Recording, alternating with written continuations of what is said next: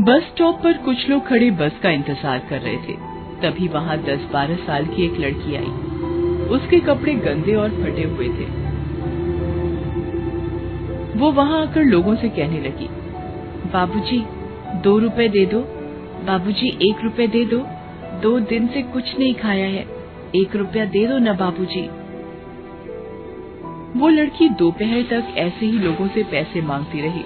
फिर दोपहर को अचानक गायब हो गई। उसके बाद अगले दिन फिर सुबह सुबह बस स्टॉप पर आ गई और पिछले दिन की ही तरह लोगों से भीख मांगने लगी।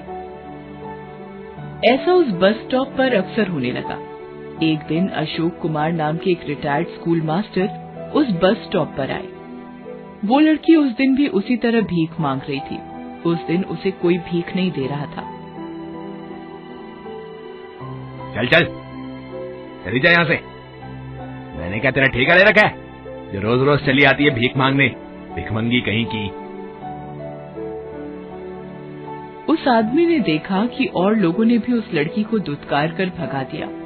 अशोक जी ये सब देख रहे थे। ना जाने क्यों उनके मन में इस लड़की के प्रति दया उमड़ रही थी। उस दिन उस लड़की के पास काफी कम पैसे जमा हुए थे।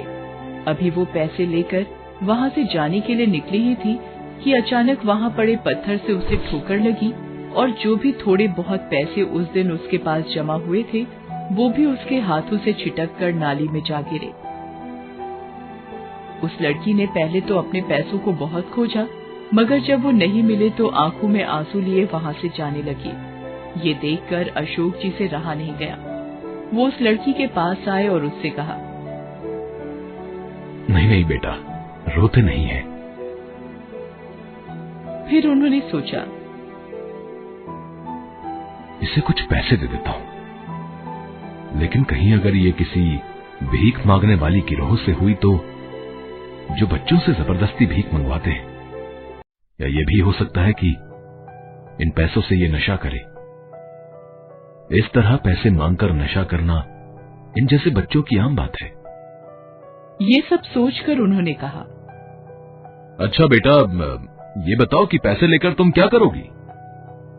इन पैसों का मैं खाना खरीदूंगी बाबूजी। कहीं ये झूठ तो नहीं बोल रही? चलो फिर मैं तुम्हें खाना ही खरीद देता हूं। इसके बाद अशोक जी उसे खाना खरीद कर देते हैं। खाना लेकर वह लड़की वहां से चली जाती है। कहीं ये खाना फेंक कर फिर से भीख मांगने ना आ जाए, इसलिए कुछ देर यहीं रुक कर देखता हूं। अशोक जी काफी देर तक वहां रुके रहे, मगर वो लड़की फिर नहीं आई। अशोक जी भी वहां से चले गए। अगले दिन जब अशोक जी फिर से उस बस स्टॉप पर आए तो उन्हें फिर से वही लड़की दिखी जो लोगों से भीख मांग रही थी। उस दिन भी अशोक जी ने उसे खाना खरीद कर दे दिया। कुछ दिनों तक ऐसा ही चलता रहा। एक आध बार तो अशोक जी खुद भी अपने घर से खाना लाकर उस लड़की को दे देते थे। एक दिन जब अशोक जी ने उस लड़की को खाना दिया तब उनके मन में एक बात आई। आखिर ये लड़की है कौन, और क्या ये सिर्फ रोज खाने के लिए ही भीख मांगती है? और अगर ये खाने के लिए ही भीख मांगती है तो फिर ये खाना खाती क्यों नहीं, लेकर कहां जाती है? ये सोचकर अशोक जी चुपके से उस लड़की का पीछा करने लगे। वो लड़की वहां से निकलकर बस स्टॉप के पीछे बनी झुग्गी झोपड़ियों में जाने लगी। वो कभी इस गली में घुसती तो कभी उस गली में। हालांकि अशोक जी तेजी से उसका पीछा कर रहे थे, मगर एक गली में घुसकर वो लड़की गायब हो गई। धत तेरे की, इतनी मेहनत के बाद भी पता नहीं चल पाया। खैर कोई बात नहीं, आज नहीं तो कल इस बात से पर्दा उठा ही लूंगा मैं। अगले दिन अशोक जी उस लड़की को देने के लिए घर से ही बना खाना लाते हैं। ले बेटा, खाना खा ले। आज तू यहीं बैठकर क्यों नहीं खा लेती? वो बाबूजी, वो मैं खा लूंगी आराम से, आप चिंता मत कीजिए। तो फिर यहीं खा ले। देखो अभी खाना गर्म भी है, बाद में ठंडा हो जाएगा तो अच्छा नहीं लगेगा।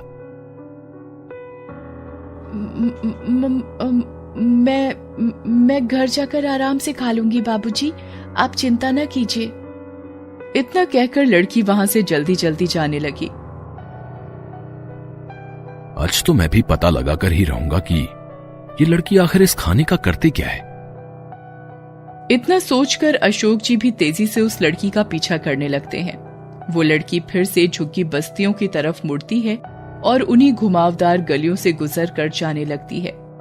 आज अशोक जी ने भी ठान लिया था कि वो भी पता लगाकर ही रहेंगे कि ये लड़की आखिर जाती कहाँ है। लड़की कई गलियों को पार करने के बाद एक टूटी फूटी झोपड़ी में घुस जाती है। अशोक जी भी उसका पीछा करते हुए उस झोपड़ी तक पहुंच जाते हैं और वहां की टूटी खिड़की से झोपड़ी के अंदर झांक कर देखने लगते हैं। झोपड़ी के अंदर सामान के नाम पर 2-4 बर्तन, कुछ गंदे कपड़े और 2 स्कूल के बैग पड़े हुए थे। अंदर एक टूटी हुई चारपाई पर एक औरत लेटी हुई थी। शक्ल से वो काफी बीमार लग रही थी। उसके पैरों के पास जमीन पर 7-8 साल का एक लड़का बैठा हुआ था। लड़की जब खाना लेकर अंदर घुसी तब उस लड़के ने कहा, माँ दीदी खाना लेकर आ गई। चारपाई पर पड़ी उनकी माँ भी किसी तरह उठकर बैठ गई और बोली, हाय, कैसी किस्मत है मेरी। तेरे बापू का सपना था अपने दोनों बच्चों को खूब पढ़ाएंगे, मगर उनके जाने के बाद पढ़ाना तो दूर, मैं अपने बच्चों को 2 वक्त का खाना भी नहीं दे पाती। 2 रोटी के लिए मेरी बच्ची को ना जाने कहां कहां भटकना पड़ता है और ना जाने कितने लोगों के सामने हाथ फैलाना पड़ता है। ऐसी जिंदगी से तो मर जाना भला है। कहते कहते उस औरत की आंखों में आंसू आ जाते हैं। रो मत माँ, बस तू ठीक हो जा। भगवान ने चाहा तो मैं और बबलू एक दिन फिर से स्कूल जाना शुरू कर देंगे। तू खाना खा और फिर अपनी दवाइयां खा, नहीं तो तेरी तबीयत और बिगड़ जाएगी। फिर वो लड़की अपने हाथों से अपनी माँ और भाई को खाना खिलाने लगती है। ये देखकर बाहर खड़े अशोक जी की आंखें भर आती हैं। वो अपने आप को रोक नहीं पाते और झोपड़ी के अंदर चले जाते हैं। उसे देखते ही लड़की अचानक खड़ी हो जाती है और कहती है, बाबूजी आप। मैं सब कुछ समझ गया हूं बेटा, तुम्हें कुछ कहने की जरूरत नहीं। तभी उनकी नजर वहां पड़े स्कूल बैग पर पड़ती है। अरे वाह, तुम लोग स्कूल भी जाते हो? जाते थे, मगर अब छोड़ दिया है बाबूजी। क्यों? पढ़ाई छोड़ने का दुख नहीं हुआ तुम्हें? दुख तो बहुत हुआ था बाबूजी, मगर जब से माँ बीमार पड़ी घर में एक पैसा भी नहीं बचा था। घर में जितनी भी जमा पूंजी थी सब माँ की दवाइयों में खर्च हो गए। 2 दिन हमारे पेट में अन्न का एक दाना भी नहीं गया था। खाली पेट माँ की दवाइयां भी असर नहीं कर रही थी। तब मजबूर होकर मुझे काम की तलाश में स्कूल छोड़ना पड़ा, मगर मेरी उम्र देखकर कोई मुझे काम देने को भी तैयार नहीं हुआ। तब मजबूरी में मुझे ये रास्ता अपनाना पड़ा, भीख मांगने का। ये पेट की आग जो न करवाए बाबूजी। मैं आज ही तुम्हारी मां का दाखिला अस्पताल में करवा देता हूं। देखना, कुछ ही दिनों में वो ठीक हो जाएंगी और फिर तुम और तुम्हारा भाई कल से स्कूल जाएंगे।